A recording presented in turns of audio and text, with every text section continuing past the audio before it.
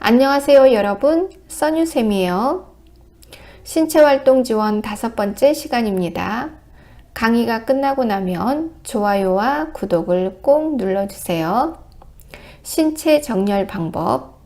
요양보호사의 몸을 적절하게 사용해서 다치지 않도록 하는 거죠.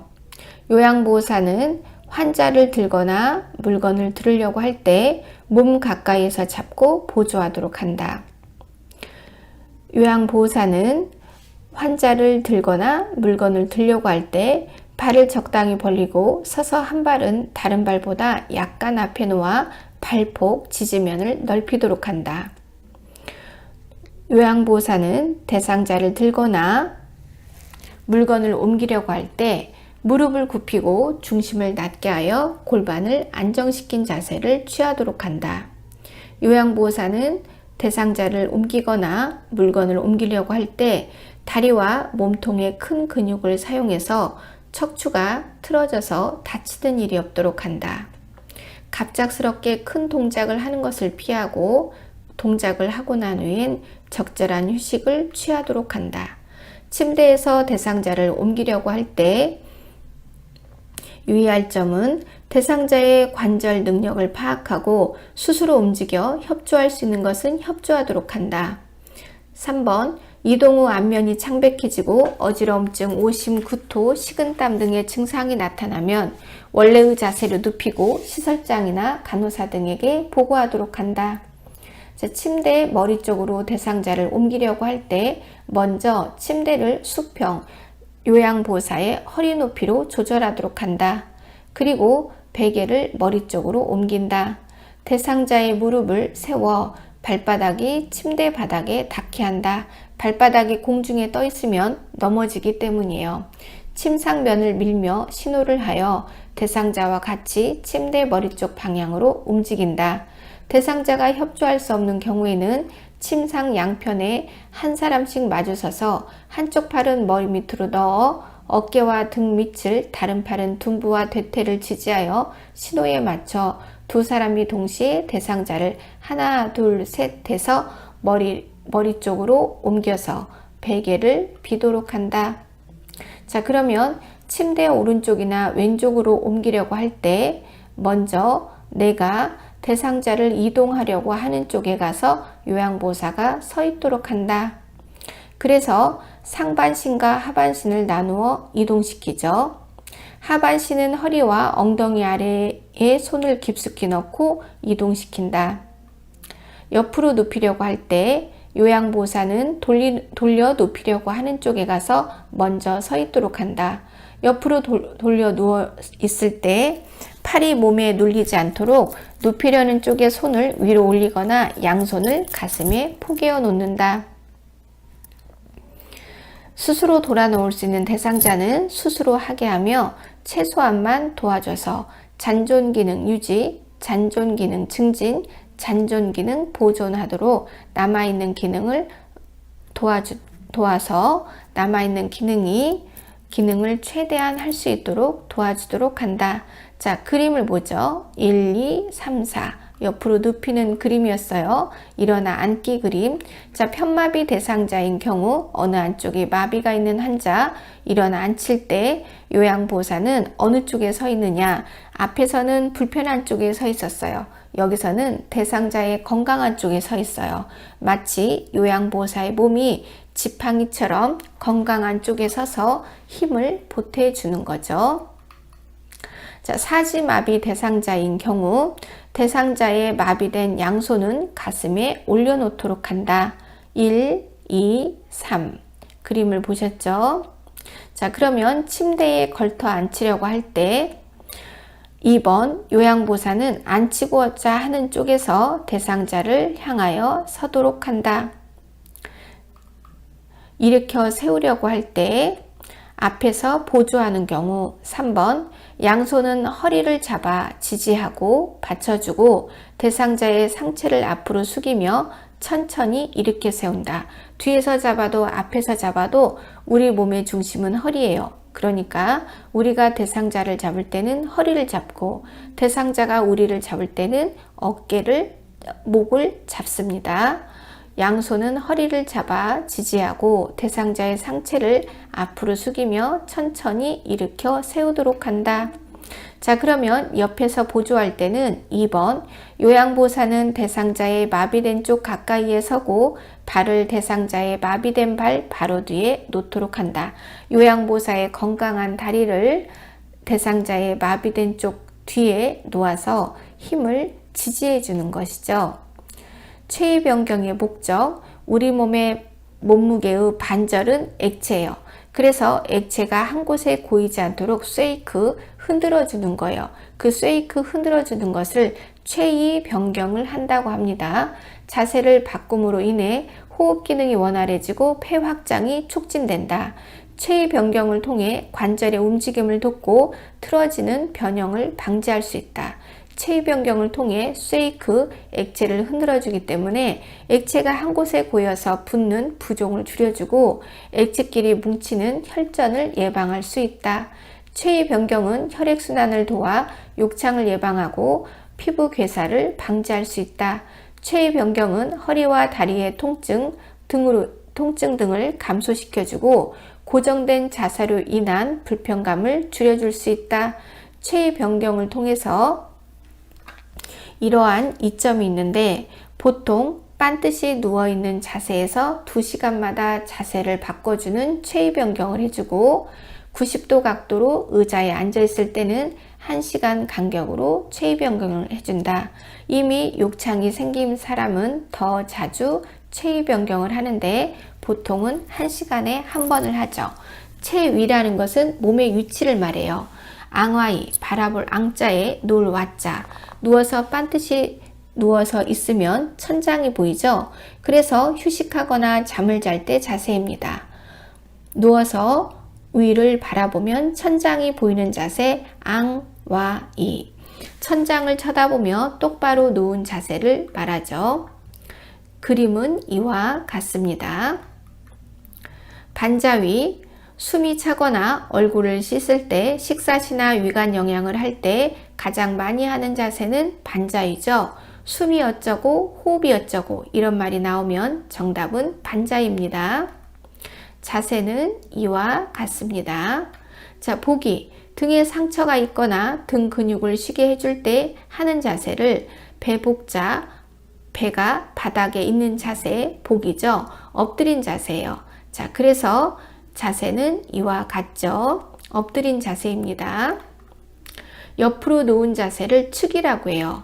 엉덩이의 압력을 피하거나 관장을 할 때 하는 자세인데 관장을 할 때 하는 정확한 자세는 좌측이에요. 항문이 왼쪽에 있기 때문에 왼쪽 옆으로 눕히죠.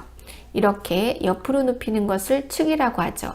이분이 쿠션을 몇 개를 갖고 있죠? 베개를 갖고 있고 팔을 쿠션으로 감싸고 있고 무릎과 무릎 사이에 쿠션을 갖고 있죠. 자, 이렇게 적어도 3개 정도는 갖고 있어야 돼요. 그러니까 개인 간병을 하시는 분들은 자기 차에 이렇게 쿠션을 3-4개를 갖고 다니고 기타 필요한 장비들을 갖추고 다녀서 좀 더 스페셜한 케어를 해주고 다른 사람보다 협상을 해서 하루 시급을 조금 더 받을 수 있죠. 이렇게 특별한 서비스를 하고 저는 스페셜한 서비스를 수행하고 있으니 저는 다른 사람보다 3-4만 원 더 주셔야 합니다. 이렇게 당당하게 요구할 수 있는 거죠. 자, 휠체어의 이동 돕기. 그러면 휠체어의 구조를 봐야겠죠. 앞바퀴와 뒷바퀴가 있어요. 자, 그러면 바퀴가 달린 모든 물건에는 브레이크가 있습니다. 이 브레이크를 잠근 장치라고 표현을 해 놓았네요. 발받침이 있고요. 큰 바퀴가 있고 작은 바퀴가 있어요. 자, 그러면 휠체어를 다루는 방법, 접는 법, 시트를 들어 올리면 접어져요.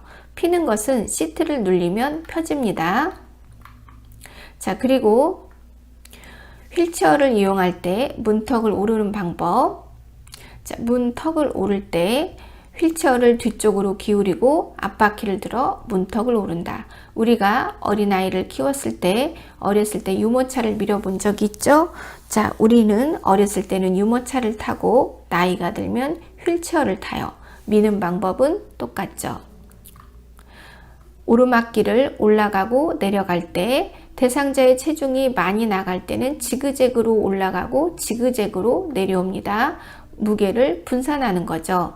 역시나 내리막길을 갈 때에도 지그재그로 내려간다. 지그재그로 올라가고 지그재그로 내려온다.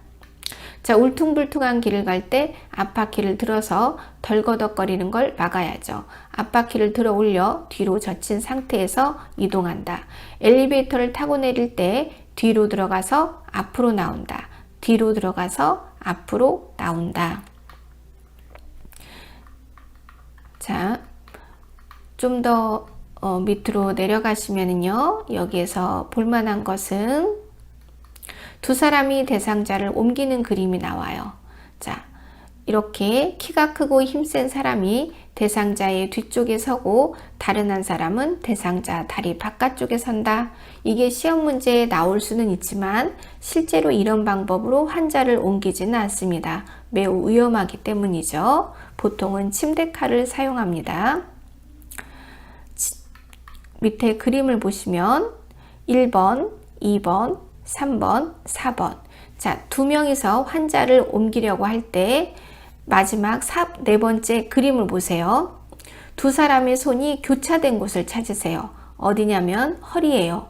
우리 몸의 중심이 허리이고 압력이 가장 많은 가는 곳이 허리이기 때문에 교차된 부분은 허리입니다. 자, 휠체어에서 이동변기로 옮기기. 3번. 이동변기를 대상자의 어느 쪽으로 놓느냐, 건강한 쪽으로 놓아서 45도 비스듬히 놓는다. 요양보호사는 대상자의 무릎과 허리를 지지해 준다. 허리, 뒤에서든 앞에서든 허리를 잡아주죠. 자, 주간보호센터 때문에 이제 자동차를 타고 송영을 하는 일이 있어요.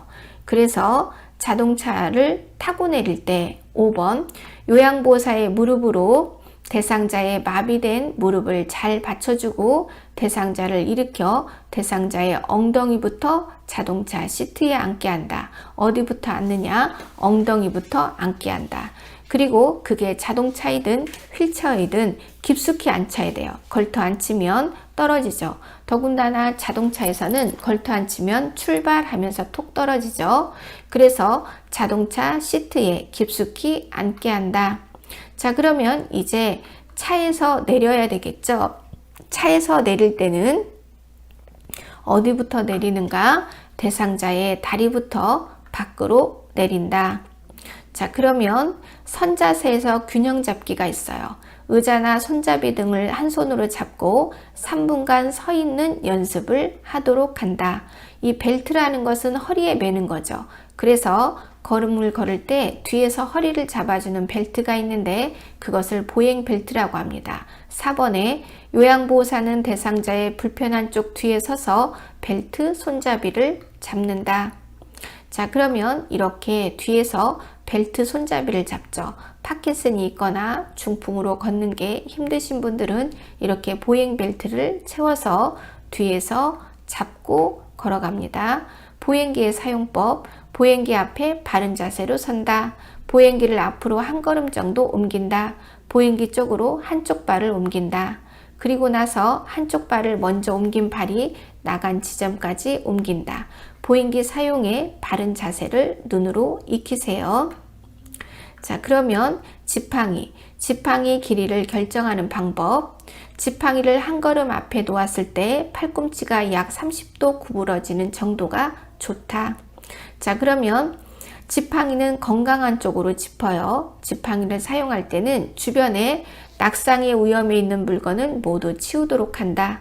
대상자의 건강한 쪽 손으로 지팡이를 잡고 선다. 지팡이를 사용하는 쪽 발의 새끼 발가락으로부터 앞 15cm, 옆 15cm 지점에 지팡이 끝을 놓도록 한다. 그래서 대상자는 건강한 손으로는 지팡이를 짚고 불편한 쪽에는 요양보호 선생님이 서 있는 거예요. 그림을 잘 보세요. 자, 뒤에서 보조할 때 요양보호사는 대상자의 뒤쪽에 위치하여 한 손은 대상자의 허리를 잡는다. 다른 한 손은 어깨 부위를 지지한다. 왜냐하면 머리가 무겁기 때문이죠. 자, 그래서 지팡이를 이용하여 계단을 오를 때 계단에다가 버스로 살짝 말을 바꾸기도 해요. 버스를 오르거나 계단을 오를 때 순서 지팡이, 건강한 다리, 마비된 다리죠. 외울 수 있다면 외우도록 하세요. 그런데 만약에 나는 외울 수 없다 그러면 이 문제는 하나 틀리시고 잘 아는 문제를 마치도록 하세요. 자, 지팡이를 이용하여 버스 계단을 내려갈 때 지팡이, 마비된 다리, 건강한 다리 순서로 이동하죠. 자, 1번, 2번, 3번 그림을 보세요. 자, 이 송이라는 것은 옮기는 거예요. 이곳에 있으면 위험하기 때문에 응급처치를 위해서 병원으로 옮기는 것을 말하죠. 대상자를 안전하게 이송하는 것을 말한다. 자, 그러면 이송에도 원칙이 있어요. 4번 무리하게 혼자서 대상자를 옮기려 하지 말고 필요시 주변 사람에게 요청하여 도움을 받도록 한다. 이 대상자를 옮기려고 할 때 너무 들썩거리면 안 돼요. 왜냐하면 혈관이 머리에서 터졌는지 심장에서 터졌는지 육안으로 살필 수 없기 때문에 대상자의 움직임을 최소로 해서 옮기도록 한다. 자, 그러면 외상이 의심될 경우 들어 올릴 때 외상이라는 건 밖에 난 상처를 말해요. 밖에 난 상처가 의심이 있을 때 척추 고정판은 들 것이라고 해요. 자, 척추를 고정하는 판때기다. 두 글자로 하면 들 것이죠. 들 것을 대상자 바로 옆에 놓고 대상자의 몸을 요양보사 쪽으로 돌린다. 척추 고정판 들 것을 대상자 밑에 넣고 이제 대상자를 고정해서 데리고 가야 돼요. 무릎에다 1번, 손목과 엉덩이에다 2번, 위팔에다 3번 이렇게 대상자를 1번, 2번, 3번 순서로 딱딱딱 묶어서 모시고 가면 척추 고정판에서 떨어질 일이 없겠지요. 1인을 부축할 때 대상자의 손상되지 않은 건강한 팔을 요양보사의 어깨에 걸치고 대상자의 손목을 잡고 이송하도록 한다. 감염성 질환의 예방, 감염이란 몸에 퍼지는 거예요. 미생물이 몸에 들어오면 질병이 생기는데 그것을 감염이 되었다라고 하죠. 감염은 퍼지는 병을 말한다. 그러면 우리 몸에 세균이나 바이러스에 의해서 균이 퍼지게 되면 증상이 나타나요. 열이 나는 발적이 나고 목이 아픈 인후통이 생기고 소변을 볼 때 배뇨통이 있을 수도 있어요. 전신적인 증상으로는 열이 나고 온몸이 쑤시고 아픈 근육통이 생기기도 한다. 감염을 예방하는 방법 중에서 가장 많이 사용하고 가장 좋은 방법은 손 씻기죠. 그래서 손을 씻는데 식사 전 화장실 사용 후 객담, 가래, 상처, 배액, 진물을 만졌을 때 대상자의 신체 분비물을 만진 후에는 비록 장갑을 착용했다 하더라도 반드시 손을 씻도록 한다. 자, 그러면 액체 비누가 좋겠지요. 손을 언제 씻는지 우리 알고 있어요. 그렇지만 한번 보도록 하죠. 손을 꼭 씻어야 되는 경우 배변 후 화장실 변기 손잡이와 수도꼭지를 만졌을 때, 오래된 책과 돈을 만졌을 때, 키보드 등을 오래 만졌을 때, 애완동물을 만졌을 때, 흙이나 더러운 물을 만졌을 때 등이죠. 분비물이란 우리 몸에서 나오는 액체와 고체, 모든 찌찌를 분비물, 배설물이라고 하죠. 우리 60주의 세포는 단백질로 되어 있어요. 그렇기 때문에 우리 몸에서 나오는 분비물 역시도 단백질 성분이다. 그래서 가래, 소변, 대변 전부 다 침, 땀 전부 다 단백질 성분이죠. 그래서 바로 뜨거운 물에 넣으면 샤브샤브처럼 익어버려요. 그래서 이런 분비물이 묻은 도구나 또는 의복이나 이런 물건들은 찬물로 씻고 더운 물로 헹구도록 한다. 가래, 소변, 대변 등의 배설물은 질병을 옮길 수 있는 매개체예요. 그러니까 장갑을 끼고 만지고 철저히 관리하도록 한다. 배설물을 만질 때는 반드시 장갑을 착용하고 오염된 세탁물은 장갑을 끼고 격리 장소에 따로 버리도록 한다. 그래서 병원에서는 이런 규칙을 가지고 분리해서 버립니다. 깨끗한 것은 깨끗한 것끼리 놓고 오염은 오염끼리, 소독은 소독끼리, 더러운 것은 더러운 것끼리, 멸균은 멸균끼리 이렇게 끼리끼리 놓아야 문제가 생기지 않아요. 그래서 초록은 동색이고 가재는 개편이고 유유상종이다. 끼리끼리 모인다고 했죠. 우리도 병원에서 이렇게 끼리끼리 합니다. 깨끗은 깨끗, 오염은 오염, 소독은 소독, 더러운 것은 더러운 것, 멸균은 멸균, 깨깨, 오오, 소소, 더더, 멸멸 기억해 두시면 차후에 요양보살 시험이 끝나고 간호조무사 시험에 도전해야지 할 때 큰 도움이 될 거예요. 자, 배설물이 묻은 의류는 따로 세탁하거나 씻도록 하고 우리 몸은 60조의 세포, 단백질로 되어 있기 때문에 우리 몸에서 나오는 분비물도 역시나 단백질이라고 했어요. 그러니까 뜨거운 물에 넣으면 샤브샤브처럼 익어버리기 때문에 혈액이나 체액, 단백질 성분에 분비물이 묻었을 때는 찬물로 씻고 더운 물로 헹구도록 한다. 손이 분비물에 오염되지 않도록 주의하고 비록 장갑을 착용했다 하더라도 장갑을 벗고 나서 물과 비누로 손을 다시 한번 잘 씻도록 한다. 요양보호사 위생관리, 요양보호사는 철저한 위생관리를 하도록 해야 된다. 샤워나 목욕을 하고 손을 흐르는 물에 30초 이상 자주 씻도록 하고 손톱은 짧게 깎고 손을 자주 씻도록 한다. 대상자와 접촉할 때는 분비물이 묻지 않게 주의하고 필요시 보호장구, 마스크, 가운, 장갑 등을 착용해서 입과 코를 가리고 손도 가리도록 한다. 자, 그러면 석션이 있죠?